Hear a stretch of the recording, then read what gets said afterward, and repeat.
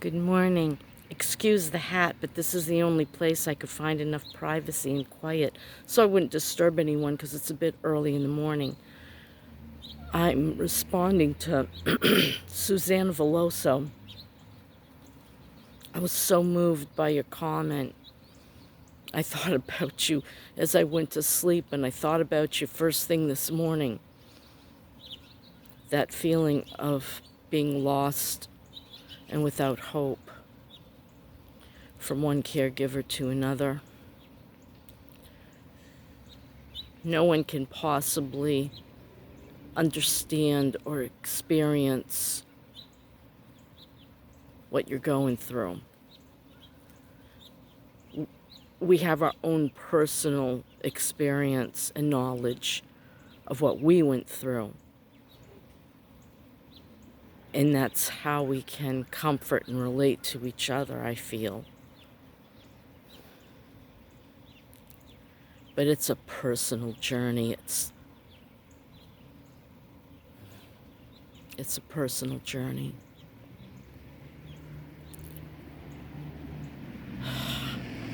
How do I comfort you? How do I give you hope? How do I help you find your way? I don't know. I'm still trying to find my own.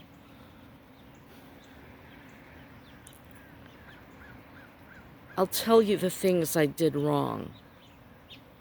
The things I wish I would have done better. It's hard when you have someone who's very demanding like my husband was, and he didn't want anyone but me caring for him. And he didn't understand the days I was angry and wouldn't talk to him because I was exhausted and I needed a day off. He wanted what he wanted, and I needed to speak my piece and say, I'm sorry you don't want a stranger in the house, but I need this time. I need to step away from all of this suffering and sorrow, if only for a few hours. That's the first thing I would say to you. Try to find someone, whether you have to pay for it or whether it's free. There's places like Area Agency on Aging for your particular state and county. There's places like CARES, CARES. Sometimes you just have to hire someone. These companies are going to charge a lot more than if you tried to find someone on your own, but always have background checks. So I think that little bit of self-care is so important. I think the other thing is not losing yourself in this struggle that you're going through, because it's so easy to forget who we were, what we loved, what we wanted to do. It's exhausting. And it just takes every little bit out of you. 5.5 years I went through caregiving. I'll tell you, I've done a lot of hard things in my life, but that was the hardest. And I want to tell you something else that's the most important thing. I don't care what others have said. Your mother even, her siblings, your siblings, friends, cousins, whatever. You're doing a fantastic job. You're doing great. This is not an easy thing. And it's something you do alone. So you give yourself a big pat on the back because you're a hero. Caregivers don't get to hear that. You're a hero. So self-care, like they always say, they're right. Trying to keep doing little things that you loved, if you crochet, if you knit, whatever it is. I know sometimes the sorrow is so great, we just don't want to do anything at all, but just, I don't know. You almost get sucked into the vacuum of suffering. It's So hard. So incredibly hard. If you have a spiritual counselor, talk to them. Even if it's just a friend, you know? Try not to alienate your friends if you can. Sometimes they alienate you. People are afraid of death and suffering. It's the craziest thing. They just back away.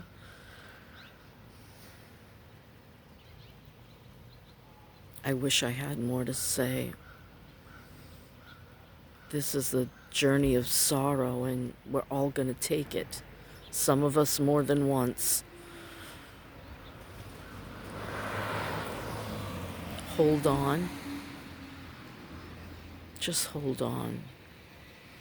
I try to find comfort in some of the videos that are out there from other widows.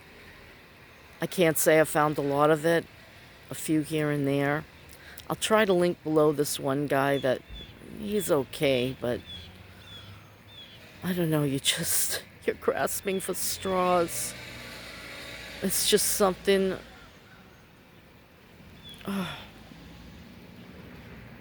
it's just the hardest thing you'll ever do. I get it. And as I think of things, I'll try to make another video and send it along. But the greatest thing I can tell you is that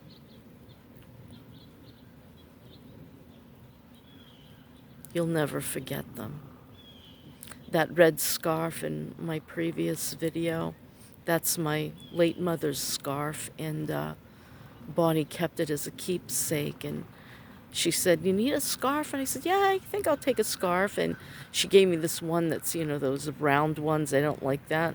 I said, "I'm old school. Can you give me one with two ends?" And so she gave me the red one. And she says, "That's Yaya's scarf." I'm like, my God, it is. I hadn't seen that in years. She wore it all the time in the winter. So I got to wear that around and think about her and the good times, The little things we did together, that little shop I went to. Those were things my mother and I did. We loved gift shops, and I missed the best footage of it, of course. I thought I was videoing and I wasn't. I hope I am now. I thought I had it, and I was videotaping all the cute little handmade stuff and I even bought two little things that just reminded me the old days, It'll never be the same. Mm-mm. And there's such a deep, deep hole left behind when they're gone.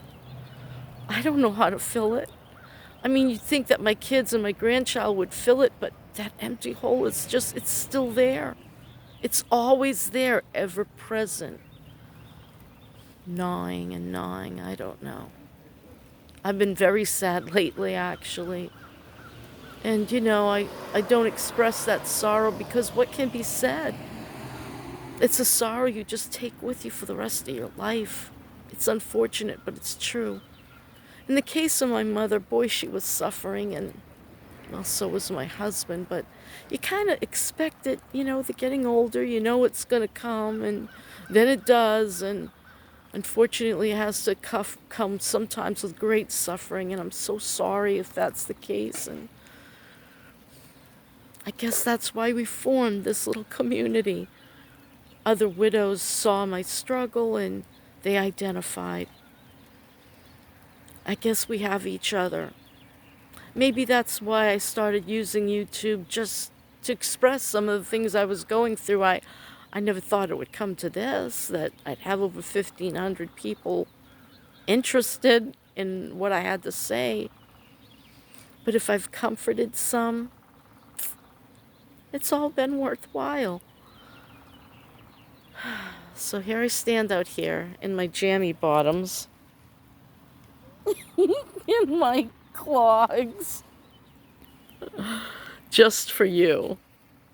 Just for you. I hope you understand that. And I don't know if this helped you at all. It helped me. thinking about what was and how hard it was and how hard it still is. Well, Susanna, look, if you pray, pray. If you're really angry, get angry. I just, with God, and you know what? He didn't strike me dead. He's not punishing me. As a matter of fact, things I guess are better. They're better for my kids back in Florida. They're real good for my daughter here in North Carolina. And my daughter in Texas is doing well. So I try to, it's a funny thing. I was so full of sorrow.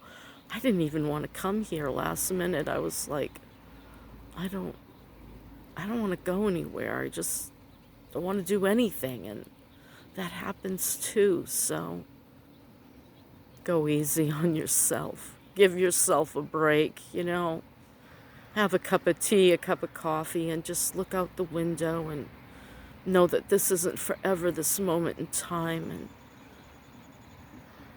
they appreciate us, our loved ones who are dying.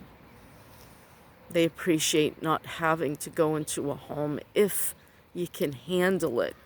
If you can handle having them at home, do it. And if you can't, it's okay. Do what's best for both of you, okay? And yeah, you're going to have lost hope. And you're going to feel lost. And it's okay. You're not alone, I swear. There's so many people right now in this moment going through the same. I think of them a lot, especially when I, would see Dennis there struggling. I think there's so many people out there. God, please comfort them. And that's my prayer for you. May God comfort you and your mother, and may somewhere along the line you find peace in all of this. Crows. Well, that's my story, and I'm sticking to it. Peace and love to all of you. Thanks so much for being here. I love you, and I miss you too. Sorry I get in my little, And my van, it's being worked on. The guy looked at the list and he said, maybe it's time for a new vehicle. And I said, that is the new vehicle. Pray for my mechanic, Curtis. He wasn't there. He's going through his own personal hell too. Please remember, Curtis. There's so much suffering. But we got each other, and we can build each other up, and we can lift each other up. And ladies and gentlemen, leave a comment for Susan. She needs some encouragement right now. And you've been through it too. Leave a little love. Bye.